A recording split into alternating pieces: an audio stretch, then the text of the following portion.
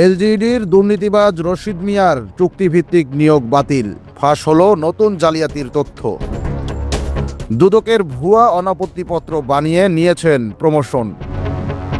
দুদকের তলবে ধৃষ্টতা দেখিয়ে দেননি সাড়া। অগ্রযাত্রা প্রতিদিন সহ বিভিন্ন গণমাধ্যমের প্রতিবেদন ও বিতর্কের জেরে চুক্তিভিত্তিক নিয়োগের 4 দিনের মাথায় বাতিল করা হলো নিয়োগ। বিস্তারিত দেখুন সালেহ কায়সারের করা 3 পর্বের ধারাবাহিক অনুসন্ধানী প্রতিবেদনের 2য় পর্বে। অতি সম্প্রতি স্থানীয় সরকার প্রকৌশল অধিদপ্তর এলজিইডিতে চিহ্নিত দুর্নীতিবাজ আব্দুর রশিদ মিয়াকে চুক্তিভিত্তিক নিয়োগ দেওয়ার জেরে দৈনিক অগ্রযাত্রা প্রতিদিন সহ বিভিন্ন গণমাধ্যমে লাগাতার সংবাদ প্রকাশ ও বিতর্কের জেরে অবশেষে আব্দুর রশিদ মিয়ার বিতর্কিত সেই নিয়োগ বাতিল করেছে মন্ত্রণালয়। 28 মার্চ জনপ্রশাসন মন্ত্রণালয় থেকে জারিকৃত আরেক প্রজ্ঞাপনে আব্দুর রশিদ মিয়ার চুক্তিভিত্তিক নিয়োগ বাতিল ঘোষণা করা হয়। কিন্তু এরই মধ্যে দৈনিক অগ্রযাত্রা প্রতিদিনের সাম্প্রতিক অনুসন্ধানে বেরিয়ে এলো দুর্নীতির মিয়া ভাই খ্যাত আব্দুর রশিদের আরেক থলের বিড়াল।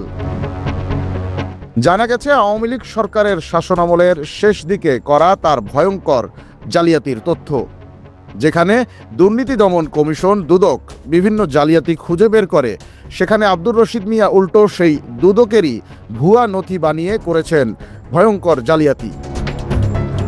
শুধু তাই নয়, অগ্রযাত্রা প্রতিদিনের হাতে আসা নথি পর্যালোচনা করে জানা গেছে 2023 সালে আব্দুর রশিদ মিয়া দুদকের ভুয়া অনাপত্তিপত্র বানিয়ে জমা দিয়ে এলজিইডির অতিরিক্ত প্রধান প্রকৌশলী হিসেবে পদোন্নতি পান।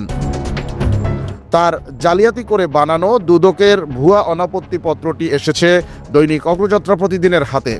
সেখানে আব্দুর রশিদ মিয়ার নামে দুদকে কোনো অনুসন্ধান চলছে না মর্মে উল্লেখ করা হয়, অথচ দুর্নীতি দমন কমিশনের 2022 সালের একটি আদেশমূলক চিঠিতে স্পষ্ট আব্দুর রশিদের দুর্নীতির বিভিন্ন বিষয়ে দুদকের অনুসন্ধান চলমান মর্মে উল্লেখ করা হয়।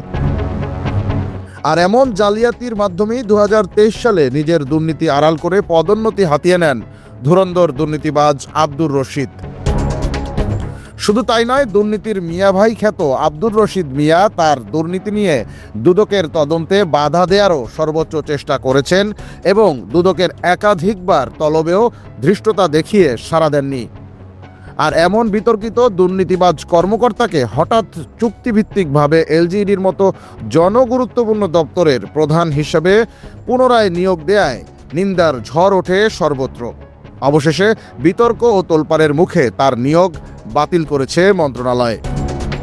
তবে দাবি উঠেছে, শুধু নিয়োগ বাতিলই নয়, আব্দুর রশিদের দুর্নীতি অনুসন্ধান করে তার সম্পদ বাজেয়াপ্ত সহ দৃষ্টান্তমূলক ব্যবস্থা নিতে হবে, নতুবা দেশে সুশাসন ফিরবে না। দর্শক, ধারাবাহিক অনুসন্ধানী প্রতিবেদনের পরবর্তী পর্বে আমরা তুলে ধরব দুর্নীতিবাজ আব্দুর রশিদের বিপুল পরিমাণ অবৈধ সম্পদের ফিরিস্তি, একই সাথে তিনি কিভাবে বারবার বিচার এড়িয়ে পদোন্নতি পেয়ে যান সেই রহস্যের জালও ভেদ করব আমরা। চোখ রাখুন দৈনিক অগ্রযাত্রা প্রতিদিনে।